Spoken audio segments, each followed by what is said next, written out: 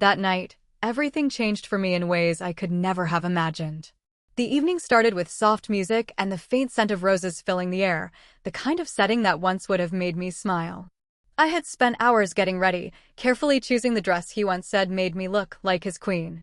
I believed it would be a night to remember, a night that would remind us of the bond we once shared. But as I walked into that lavish hall, I could feel something different in his eyes. He wasn't looking at me with love anymore.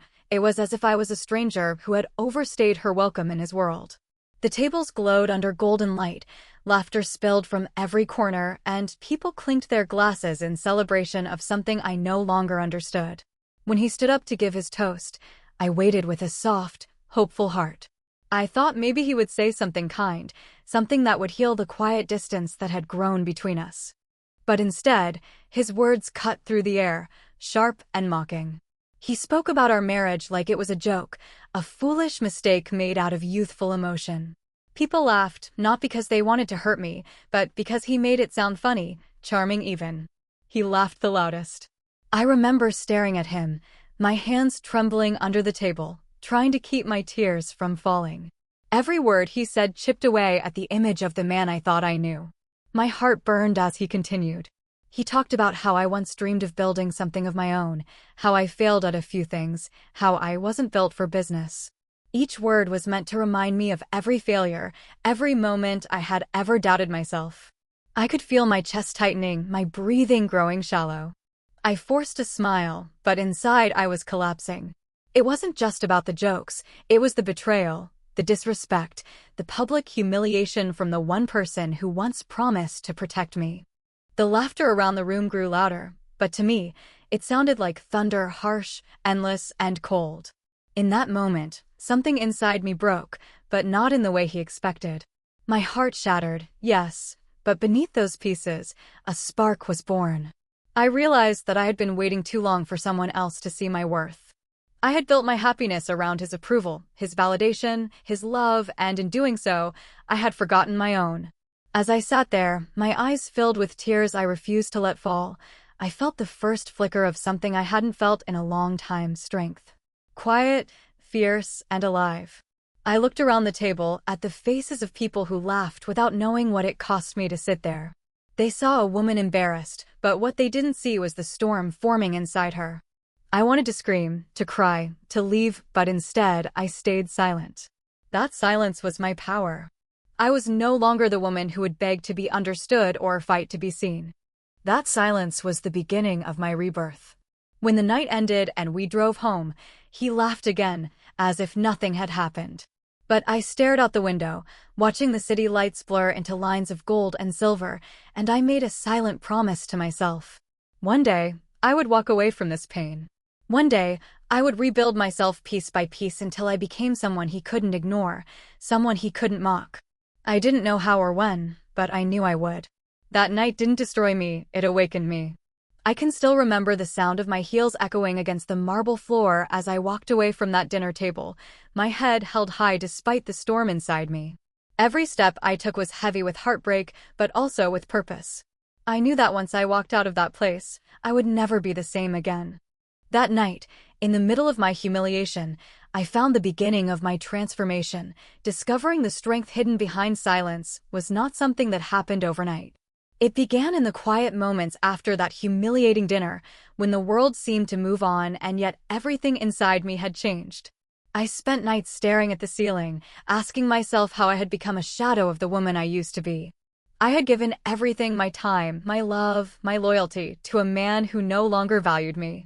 My silence that night wasn't weakness, it was the sound of a woman gathering her broken pieces. Every tear that didn't fall, every word I didn't speak, became a fragment of strength I didn't yet recognize. There's something powerful about silence. It forces you to listen to the voice inside you, the one you've ignored for too long. In those first few weeks, I barely spoke to anyone. The people around me thought I was numb, but I was healing in my own way. I replayed his words over and over in my head, not to torture myself, but to remind myself of what I would never allow again. His laughter haunted me at first.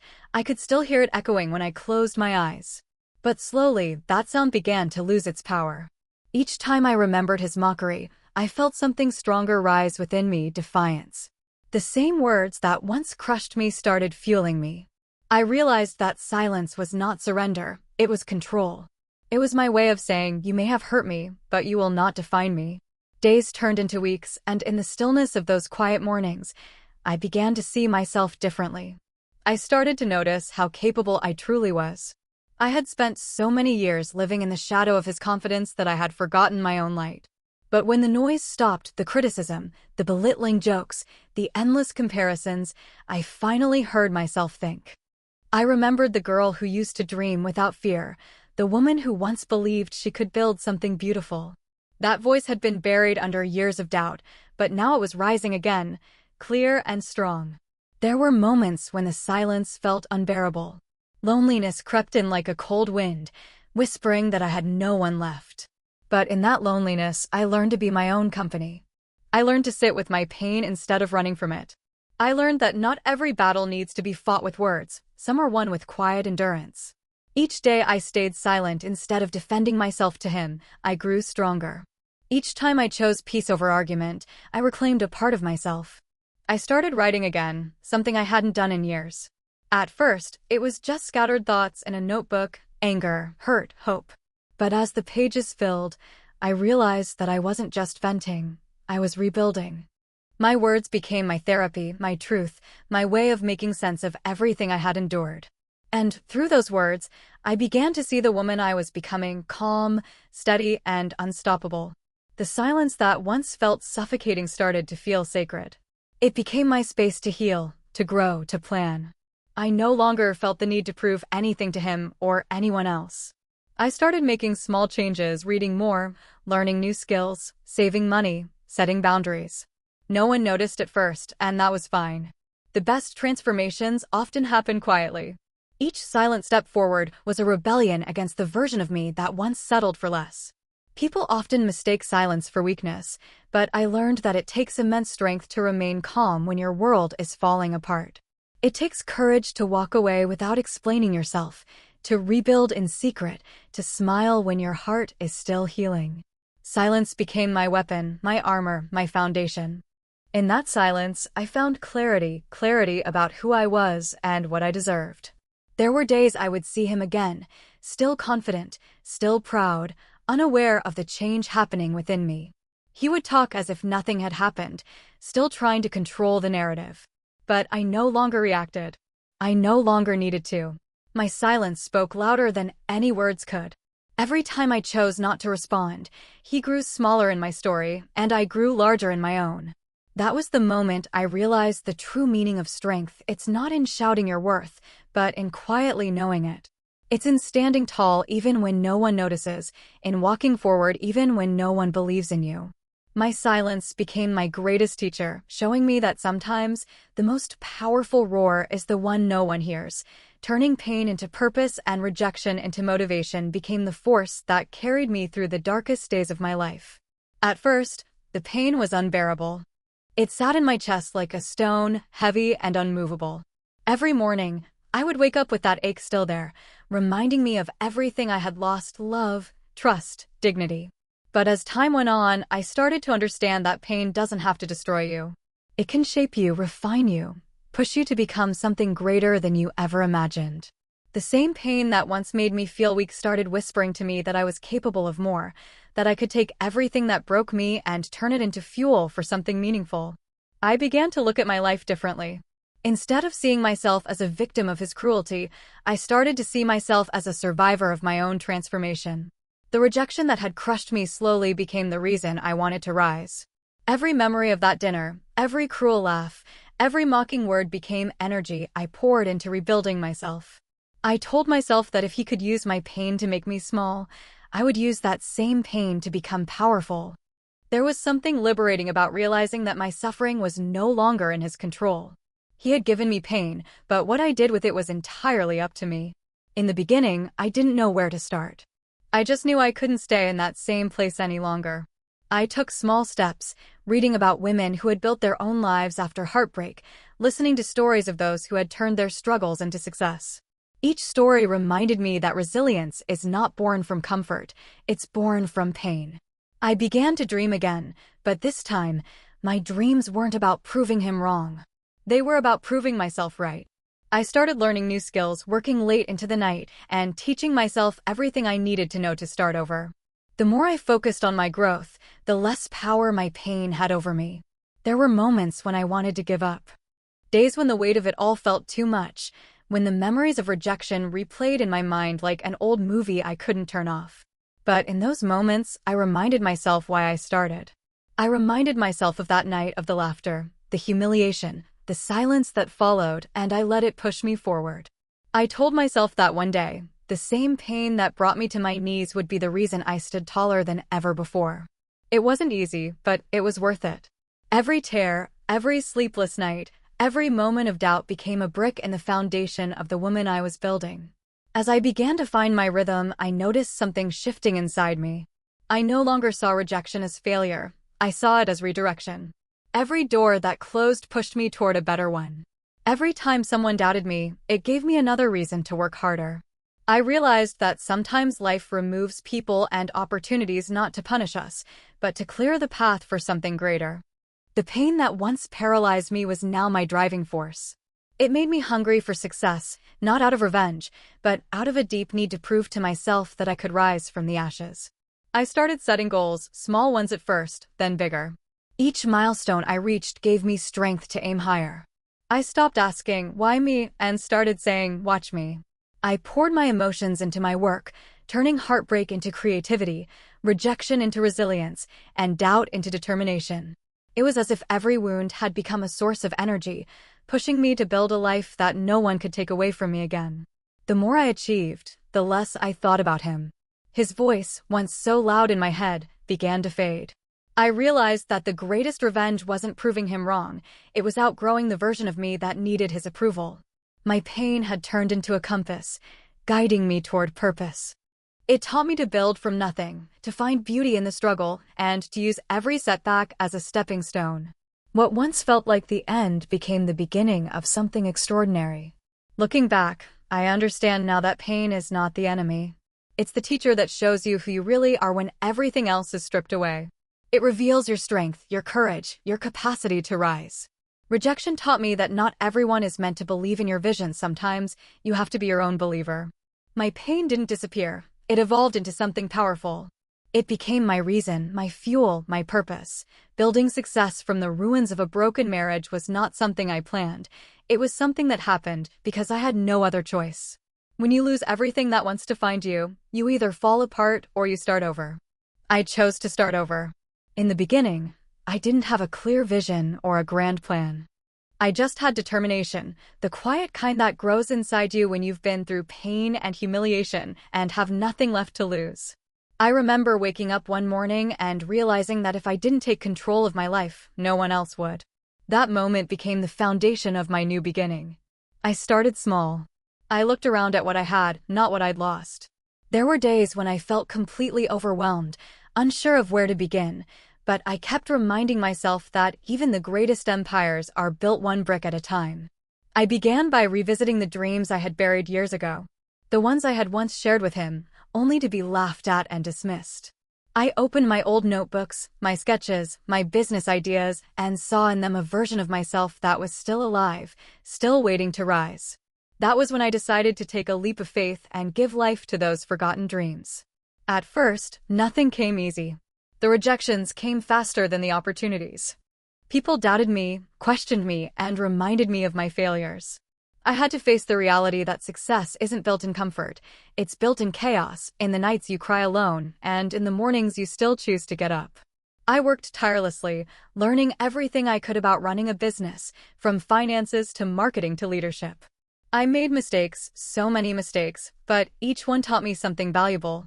I started understanding that every setback was a lesson disguised as disappointment. There were moments when I thought about giving up. Times when the memories of that night came rushing back, when his laughter echoed in my mind, and I wondered if maybe he was right. Maybe I wasn't meant to succeed. But then I would look at how far I had come and realize that quitting would mean giving him the satisfaction of being right. I couldn't allow that. I decided that every time doubt whispered in my ear, I would respond with action. Every time fear tried to stop me, I would take one more step forward. Slowly, things began to change. My small projects started gaining attention.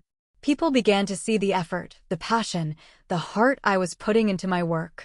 Opportunities that once seemed out of reach started finding their way to me. I learned to trust myself, to rely on my instincts, and to make decisions based not on fear, but on faith. I began to see that success wasn't just about money or recognition. It was about freedom, the freedom to live on my own terms, to create something that belonged entirely to me. With every milestone, I felt a piece of myself returning. I no longer defined my worth through the eyes of someone who couldn't see it. I was building something bigger than a business. I was building my identity, my independence, my power. There was a kind of satisfaction in watching myself rise from the same place where I once fell apart. The nights that used to be filled with tears were now filled with plans, ideas, and goals. I was no longer the woman who had been mocked. I was the woman who had rebuilt herself from the ashes. The more I succeeded, the clearer it became that I was never truly broken. I had just been buried under years of doubt and fear. My marriage may have fallen apart, but it had also set me free. It forced me to confront the parts of myself I had ignored, to find strength in solitude, and to build a life that didn't depend on anyone else's approval. I realized that sometimes life destroys everything you thought you needed just so you can discover what you're truly capable of. Looking back at the ruins, I don't see failure anymore. I see the starting point of everything I became. I see a woman who refused to let pain define her, who turned her heartbreak into her blueprint for success. Every sleepless night, every rejection, every tear built the foundation of something unshakable. I didn't just build a business. I built a new version of myself, one who knew her worth, her power, and her purpose. What once was the story of a broken marriage became the story of a rebirth. The same woman who once sat at that dinner table humiliated was now sitting in boardrooms, making decisions, leading teams, and creating opportunities for others. My empire wasn't made of wealth alone. It was made of resilience, courage, and the quiet determination to rise when the world expected me to fall. The moment he saw the empire I built and his regret reflected in his eyes was something I never planned for, but it came as naturally as the sunrise after a long, dark night. Years had passed since that dinner, and I had learned to stop looking back. My life had become a steady rhythm of work, growth, and quiet victories. I no longer needed validation, not from him, not from anyone. But life has a way of bringing the past back when you least expect it, not to remind you of your pain, but to show you how far you've come. It happened one evening at a business event held in the same kind of luxurious hotel where he once mocked me. Only this time, I wasn't the woman sitting quietly in the corner. I was the woman people came to meet, to listen to learn from. When I walked into that grand hall, dressed in confidence and calm, I could feel eyes turning toward me. The chandeliers glittered above, just like that night years ago, but this time, the light seemed to fall differently, not as a reminder of who I was, but as a celebration of who I had become. I had built something real, something lasting. My company had grown from a single idea into an enterprise that created opportunities for others. I had achieved what once felt impossible. And in that very moment, I saw him across the room. Time had changed him, older, perhaps wiser, but the look in his eyes told me he remembered everything. He walked toward me slowly, as if unsure of what to say. The confidence he once carried so easily seemed to falter. I didn't feel anger or bitterness. Instead, there was a quiet sense of peace. I had already made peace with my past long before this moment arrived. But seeing him there, standing in the presence of everything he once said I couldn't do, felt like the world had come full circle. There was no need for revenge, no need for words. The success I carried within me spoke louder than anything I could have said.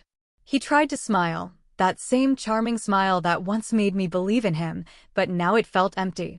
His eyes shifted from me to the people around me, the ones who greeted me with respect, admiration, and trust. I could see the realization in his face, that the woman he once mocked had become the kind of woman he could never break again. He asked how I was, his voice softer than I remembered. I replied politely, keeping my composure, but inside, I felt something powerful, not pride, but closure. The kind that doesn't come from confrontation, but from knowing that you no longer need approval or explanation.